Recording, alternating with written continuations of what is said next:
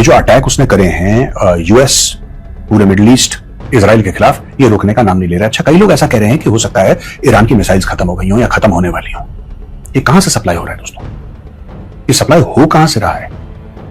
Iran का असला खत्म क्यों नहीं हो रहा है? मैं ये सोचता हूं ना कि अमेरिकन बेसिस तो पाकिस्तान में भी है। पाकिस्तान के ऊपर तो हमला नहीं करा ईरान ने अभी तक, लेकिन पूरे नेबर्स और नियर नेबर्स पे ईरान ने कहर मचा रखा है। इराक से लेकर सऊदी से लेकर जो नियर नेबर्स भी हैं, सऊदी से नियर नेबर, उसके ऊपर बम मारना है, जॉर्डन के ऊपर बम मारना है, तुर्की के ऊपर, हर जगह, कतर, बहरीन, आप ओमान, किसी को नहीं छोड़ा आपने, यूएई किसी को नहीं छोड़ा आपने। पाकिस्तान कैसे छूट गया दोस्तों? वो उड़ कहां से रहे हैं ड्रोन्स? मान के चलिए इसमें पाकिस्तान का हाथ है, आप मान के चलिए, लेकिन फिर वही सवाल है कि अगर पाकिस्तान का हाथ है और दुनिया भर पे बम मार रहा है ईरान, पाकिस्तान कहता है कि भाई ईरान हमारा मुस्लिम भाई है। मुस्लिम भाई तो वो यूएई का भी है भाई, अरब भी तो मुसलमान है, उन पर तो बम मार रहा है, पाकिस्तान पे क्यों नहीं मार रहा? इसका एक कारण हो सकता है कि चाइना पाकिस्तान इकोनॉमिक कॉरिडोर का इस्तेमाल करके तेल भी जा रहा है और वहां से रॉकेट मिसाइल और ड्रोन भी जा रहे हैं। ईरान ने जो हमले किए हैं इसके पीछे पाकिस्तान है। ये भारतीय मीडिया का कहना है कि ईरान इतनी बड़ी ताकत नहीं है कि वो इतने बड़े हमले कर सके, इतने मिसाइल चला सके। इसके पीछे कोई बड़ी ताकत है और वो ताकत पाकिस्तान है। भारतीय मीडिया पाकिस्तान के बारे में क्या बात कर रहा है, तो आज इसी हवाले से वीडियो है। पहले वीडियो देख लेते हैं, फिर करते हैं इसके ऊपर बात। यहां पे डोनाल्ड ट्रंप का एक बहुत बड़ा बयान आया है और डोनाल्ड ट्रंप ने यह माना है कि कहीं ना कहीं यूएस फोर्सेस कम पड़ रही हैं। पहले डोनाल्ड ट्रंप को यह लग रहा था कि यूएस की फोर्सेस आएंगी और ईरान जो है डर के मारे जमीन पर लेट जाएगा। ईरान ने बाकी पूरे खित्ते को लेटा दिया। जो सच है वो सच है और बोलना चाहिए हमें। Iran has been a surprise package in this. और ईरान ने जिस तरीके से लड़ाई लड़ी है, किसी ने सोचा नहीं था कि इस तरीके से लड़ाई लड़ी जा सकती है।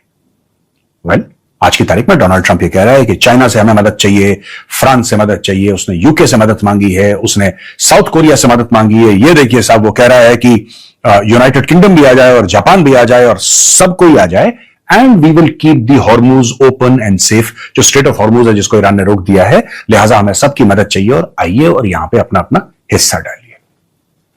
ऐसा क्यों कहा है डोनाल्ड ट्रंप ने दोस्तों? पहले इसको एनालाइज करते हैं, फिर मैं आपको अगली खबर बताऊंगा जो इससे ज्यादा इंटरेस्टिंग है। लेकिन for now, why has Donald Trump said what he has said? जैसा मैंने आपको बताया ना कि डोनाल्ड ट्रंप को यह लग रहा था कि अमेरिकन फोर्सेस काफी हैं, वो कर लेंगे। लेकिन क्या होता है कि वॉर की एक बड़ी अजीब आदत होती है, the body bag start coming home. और अब डोनाल्ड ट्रंप को पॉलिटिकल प्रेशर, मिलिट्री प्रेशर नहीं है उसके ऊपर मिलिट्री प्रेशर नहीं है, उसके ऊपर पॉलिटिकल प्रेशर है। और इतना जबरदस्त पॉलिटिकल प्रेशर डोनाल्ड ट्रंप के ऊपर आ रहा है, लोग कह रहे हैं साहब एप्स्टीन फाइल्स में आपका नाम है और आप उस नाम को छुपाने के लिए कि इसके ऊपर चर्चा ना हो, आप अलग अलग हरकतें कर रहे हैं। कभी आप वेनेजुएला चले जाते हैं तो फिर 3-4 दिन के लिए एप्स्टीन फाइल्स का मामला टल जाता है, फिर आप कोई कमेंट कर देते हैं, फिर आप कुछ कर देते हैं, कुछ कह देते हैं, फिर आप ये कह देते हैं साहब मैं ईरान के ऊपर अटैक कर रहा हूं। अब ये सारी की सारी चीजें डेमोक्रेट्स कह रहे हैं, दे आर सेइंग दैट। और मुझे भी अब लग रहा है फ्रॉम अ मिलिट्री पर्सपेक्टिव, और ये कई बार मैं बोल चुका हूं कि इजराइल का जो एंड गेम है it is pretty much sorted. देखिए ना, मैं आपको एक बात बताता हूं दोस्तों, जो हार और जीत भी होती है ना लड़ाई में, जितना मैंने कैंपेन्स पढ़ी हैं, जितना मैंने सोचा है, एनालाइज करने की मैंने कोशिश की है, बड़ी से बड़ी कैंपेन्स आप देखिए जो होंगी, बड़े से बड़े वॉर्स होंगे, उसमें जीतने और हारने का जो फर्क है वो सिर्फ ये नहीं कि किसके पास बेहतर हथियार हैं और बड़ी फौजें हैं, वो एक बड़ा इंपॉर्टेंट फैक्टर है, no doubt, but that is not the only factor. एक बहुत बड़ा फैक्टर यह है कि क्या आपके पॉलिटिकल ऑब्जेक्टिव्स क्लियर हैं, क्या आपके मिलिट्री ऑब्जेक्टिव्स क्लियर हैं, क्या आपके स्ट्रेटेजिक क्लैरिटी है आपके पास, क्या आपको पता है बिल्कुल आप क्यों ये लड़ाई लड़ रहे हैं। ये जो 2-3 चीजें हैं, क्या ये आपके दिमाग में एब्सोल्यूट क्लैरिटी के साथ है? मुझे लगता है अमेरिका यहां पे लैग कर रहा है। हाँ, बहुत बड़ी बड़ी तोपें हैं, हवाई जहाज हैं, सब कुछ है अमेरिका के पास, लेकिन कहीं क्लैरिटी मिसिंग है यार। क्योंकि यही बंदा आज से 4 दिन पहले यूके के प्राइम मिनिस्टर को यह बोलता है कि जब यूके के प्राइम मिनिस्टर ने बोला कि हम भी अपने जहाज भेजते हैं वहां पे आपकी मदद के लिए, अरे हम तो लड़ाई जीत गए, we have won this war. अब आप लोग क्या कर रहे हैं यहां पे? Why the hell are you here? एक जीती हुई लड़ाई में आके आप अपना हिस्सा डालने की बात कर रहे हो? No, you are not needed. Donald Trump ने मुंह पे बेइज्जती कर दी। बेइज्जती करने के बाद डोनाल्ड ट्रंप भूल गया, अब ये कह रहे जहाज क्यों नहीं भेज रहे? अरे भाई, तूने तो 4 दिन पहले बोला था कि नहीं चाहिए, और लड़ाई जीत चुके हैं। अब लड़ाई जीत चुके हैं, फिर इतनी नेवीज को बुलाना। अब ये बोलेंगे जो जो यूएस की गवर्नमेंट है, दे विल से कि no no no, this is not for fighting a war, this is for keeping the strait of Hormuz open. यार, strait of Hormuz open is war. It is war because to keep it closed, Iran is using kamikaze boats. They're using missiles. They're using drones. They're hitting ships. It is war. ये कोई negotiation थोड़ा चल रहा है. Negotiation बहुत पहले खत्म हो गया है. अब तो जाने जा रही है, लोगों को मारा जा रहा है. There are deaths that are happening. Gunpowder is exploding. अब तो देखिए, वॉर की सबसे बड़ी इनकी स्ट्रेटजी क्या थी? आप तेहरान में बम मारेंगे. तेहरान ऊपर है. तेहरान ऊपर है बिल्कुल. हॉर्मुज नीचे है. आपने ऊपर बम मारा, उन्होंने नीचे वाला पूरा मामला बंद कर दिया. अब बताइए, ये तो वॉर की स्ट्रेटजी है, ईरान की वॉर की स्ट्रेटजी है. आपको सोचना चाहिए था भाई. अमेरिकन जब वॉर गेम कर रहे थे तो अमेरिकन ने वॉर गेम करते वक्त क्या समझा? What did the American believe would happen? Obviously हम बम मारेंगे, खमेनी को मार देंगे, 50-100 लोगों को मार देंगे जो टॉप इनकी लीडरशिप है. और इन्होंने कन्विंस कर दिया. और मुझे भी यही लग रहा था दोस्तों. I will be very honest. Iran has surprised me, it has surprised the rest of the world, and I am no different. Even I am surprised कि किस किस तरीके से लड़ाई हो सकती है. The wars are not only kinetic, non kinetic aspect बड़ा इंपॉर्टेंट है. आपने पूरा स्ट्रेट ऑफ हॉर्मुज ब्लॉक कर दिया, आपने 20% of oil supply of the world आपने ब्लॉक कर दी है. वहां पे त्राहिमाम हो गया बिल्कुल. आज की तारीख में अमेरिका कह रहा है जहाज भेजो यार. अच्छा, now it will tell UK, it will tell European countries कि तुम भी जरा हिस्सा डालो इसमें, तुम भी इसमें जरा अपना हिस्सा डालो. और यही बेइज्जती कर चुका है बाकी नेटो कंट्रीज की कि अफगानिस्तान में जो लड़ाई हुई थी, बाकी नेटो कंट्रीज के जो बंदे थे ना, वो पीछे थे. ये तो अमेरिकन ट्रूप्स आगे थे. ये बेइज्जती करता है अपने एलाइज की, फिर उन्हीं से मदद मांग रहा है. क्योंकि जब इसने 4 दिन पहले बेइज्जती करी थी यूके की, भूल गया है भाई. ये भूल गया कि मैंने बेइज्जती करी थी. अब ये नए अवतार में ये ऊपर से आए हैं तैर के. अब ये कह रहे हैं कि भेजो. चाइना से कह रहा है भेजो. Just imagine, why will China send it's ships? या व्हाई वुड चाइना? ये चाइना से कह रहा है, ये साउथ कोरिया से कह रहा है, देखिए ये जापान से कह रहा है, ये यूनाइटेड किंगडम से कह रहा है, फ्रांस से कह रहा है कि तुम भेजो, सेंड योर शिप्स. ये डोनाल्ड ट्रंप मान रहे हैं. दोस्तों, दूसरी खबर यह है कि 2 Indian vessels cross strait of Hormuz safely with 92,700 ton cargo set to dock March 16th and 17th. Strait of Hormuz उन्होंने क्रॉस कर दिया है दोस्तों. और यह है कि LPG carriers Shivalik and Nanda Devi are heading to Mundra and Kandla respectively. Rajesh Kumar Sinha, Special Secretary in the Ministry of Shipping, said at a media briefing. तो ये 2 जहाज हैं, शिवालिक और नंदा देवी. इसमें 92,700 टन एलपीजी है. 92,700 टन एलपीजी. ये आराम से स्ट्रेट ऑफ हॉर्मुज इसने पार किया है और ये पहुंच जाएंगे 17 तारीख के आसपास. दे विल डॉक इन गुजरात. अब भारत लगातार दर लगातार बात कर रहा है ईरान से, और भारत के और जहाज भी आएंगे. ये पूरा जो कुकिंग गैस का ये सारा संकट है, अब ये दूर होगा क्योंकि ईरान से बात हो गई है दोस्तों. ईरान से बात ये हुई है कि जो भारत का झंडा लगाने वाले जो शिप्स हैं या जो भारत के शिप्स हैं, उनको आराम से आने दिया जाए, उनको छेड़ा ना जाए. तो इन्होंने बोला ओके, डन है. और as a gesture of good faith उन्होंने हमारे जहाज छोड़ दिए. हमने भी उनके लिए काम करा. देखिए, जब उनके अमेरिकन उनके पीछे पड़े थे, जब उनको पता था कि अमेरिकन पीछे पड़े हैं, उन्होंने हमसे पनाह मांगी ईरान के जहाजों ने, और हमने पनाह दी है. हमने उनको पनाह दी. एक वो श्रीलंका के पार फंस गया था, उसको डुबा दिया उन लोगों ने. लेकिन बाकी आई थिंक उनके 1 या 2 जहाज थे नेवी वाले, और उनके कई 100 पर्सनल को यहां पर रखा. तो Iran said that we are grateful, thank you very much. कोई बात नहीं, कोई बात नहीं, doesn't matter, we given them safe refuge. और अब वो कह रहे हैं कि वो तेहरान की ओर जा रहे हैं या कुछ भी वो कर रहे हैं. अब वो जो लोग हैं वो I think they have taken a flight or something like that, or I don't know what has happened, but I believe some of the people जो ईरान नेवी के थे, they have left. But Iran has also shown good faith, और Iran ने बोला है कि हम पार करने देते हैं शिवालिक और नंदा देवी को. तो दोस्तों, ये एक बहुत बड़ा कंसाइनमेंट एलपीजी का आ रहा है भारत में, और लोग कह रहे हैं कि पीछे और भी कंसाइनमेंट्स हैं, अभी आना शुरू हो जाएगा. तो आप देखेंगे कि धीरे धीरे धीरे जो हल्का सा एक संकट आया और लोग जो ना थोड़ा सा परेशान हो गए कुकिंग गैस को लेकर, अब वो मामला भी सॉर्ट आउट हो रहा है. और दोस्तों, यहाँ पे हमास का एक बहुत बड़ा बयान आया है. हमास ने एडवाइस किया है ईरान को कि देखिए, हम मानते हैं कि आपका पूरा अधिकार है, you have every right to stand up for your defence. जो अमेरिका और इजराइल ने आपके ऊपर हमला करा है, आपको अपने आप को बचाने का पूरा अधिकार है. लेकिन ये जो आप अपने नेबर्स जो मुस्लिम कंट्रीज हैं उनके ऊपर आप बम मार रहे हैं, ड्रोन मार रहे हैं, ये गलत है, आपको रुक जाना चाहिए. और उसने अपील करी है through Qatar, through Turkey, that they should stop.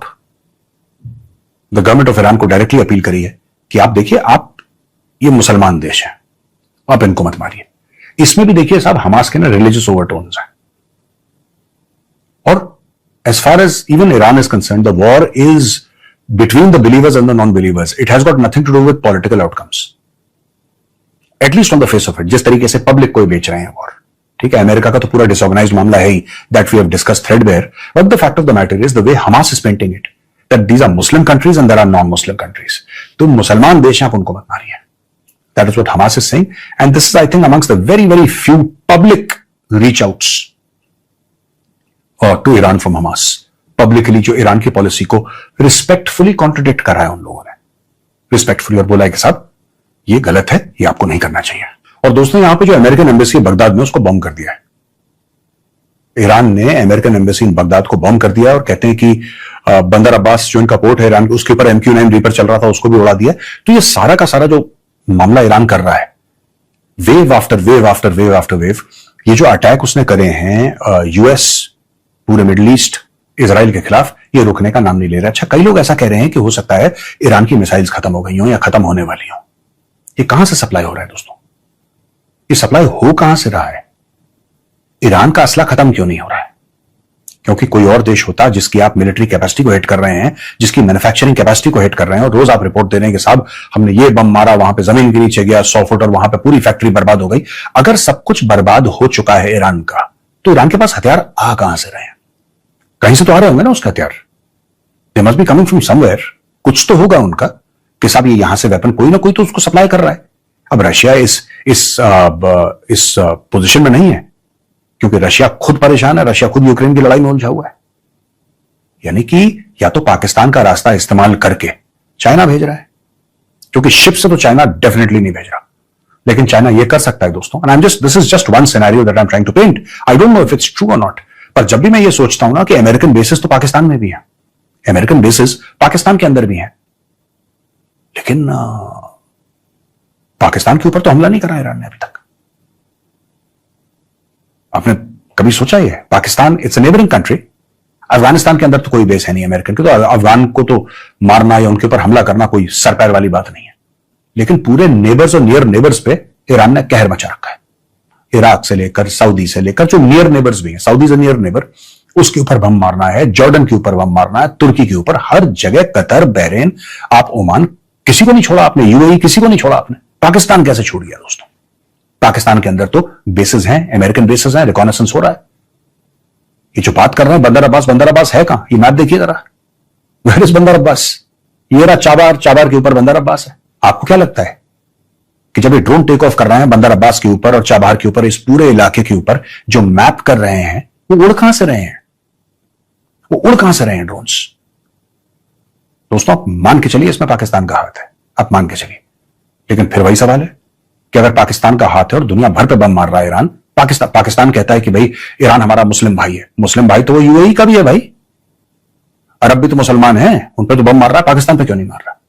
इसका कारण हो सकता है कि चाइना पाकिस्तान इकोनॉमिक कॉरिडोर का इस्तेमाल करके तेल भी जा रहा है और वहां से रॉकेट मिसाइल और ड्रोन भी जा रहे हैं. क्योंकि लगातार दर लगातार लड़ने की क्षमता जो है, ये जो लड़ने की क्षमता ईरान की है, देखिए आप में जितना भी जोश हो, जितना भी जज्बा हो, जब तक आपके पास हथियार नहीं है आप लड़ नहीं सकते. और ये रोज के रोज मिसाइल मारना, ड्रोन मारना, ये बहुत ज्यादा इसमें खर्चा लगता है, बहुत ज्यादा है ये. मतलब it's not, and most of these drones that Iran is using are not reusable. It's not like कि वो ड्रोन जा रहे हैं, वहां पे बम फेंक के वापस आ रहे हैं, फिर से यहां पे एमुनेशन लगा के फिर भेजा जा रहा है ना, नॉट एट ऑल. ये वन वे वाले हैं, एक बार गए तो वहीं पे अटैक करके ड्रोन भी खत्म. तो लगातार हजारों ड्रोन भेज कैसे पा रहे हैं रोज के रोज? इनके पास कितने ड्रोन पड़े हैं, कितनी इन्वेंट्री है? या तो दोस्तों चाइना से आ रहा है, और चाइना से कैसे आएगा? हवाई जहाज से चाइना ने भेजा पाकिस्तान के अंदर, और पाकिस्तान के अंदर से ट्रक में लोड करके ये थ्रू बलोचिस्तान, सिस्तान बलोचिस्तान ईरान के अंदर एंटर कर रहे हैं, और उसी रूट से तेल वापस चाइना जा रहा है. यही एक कारण हो सकता है जिसकी वजह से अभी तक पाकिस्तान बचा हुआ है, क्योंकि पाकिस्तान डबल गेम खेल रहा है, दोनों तरफ. वो अमेरिकन के साथ भी गेम खेल रहा है. तो जी व्यूअर, ये थी वीडियो, और आपने देखा कि हिंदुस्तानी मीडिया का कहना है कि ईरान तो इतनी बड़ी ताकत नहीं है कि वो इस तरह से हमले कर सके. ईरान के पीछे कोई बहुत बड़ी ताकत है. मिडल ईस्ट के अंदर तो ईरान ने हमले कर दिए, जो अमेरिका के बेसिस के ऊपर हमले हुए, कुवैत के अंदर, कतर के अंदर, यूएई के अंदर, सऊदी अरब के अंदर, ओमान के अंदर. लेकिन अड्डे तो पाकिस्तान में भी हैं। पाकिस्तान में मिसाइल क्यों नहीं मारे गए? पाकिस्तान में ड्रोन क्यों नहीं गिरे? तो उसका कहना है कि ईरान एक बहुत बड़ी ताकत पाकिस्तान की वजह से बना। ईरान के मिसाइल नहीं बल्कि ये पाकिस्तान के मिसाइल चल रहे हैं। ईरान के ड्रोन नहीं, ये पाकिस्तान के ड्रोन चल रहे हैं और पाकिस्तान ईरान की जंग को लीड कर रहा है। ये हिंदुस्तानी मीडिया का कहना है। और हिंदुस्तानी मीडिया बाज टाइम बौखलाहट में बहुत बड़ी बड़ी बातें करता है जो बाद में पता चलता है कि ये तो झूठ था। और एक दफ़ा फिर वही प्रोपेगेंडा, वही टीआरपी लेने के लिए हिंदुस्तानी मीडिया प्रोपेगेंडा कर रहा है। तो ये थी आज की वीडियो। आप इस वीडियो के बारे में क्या कहना चाहते हैं ज़रूर कमेंट करके हमें बताइएगा। बहुत शुक्रिया।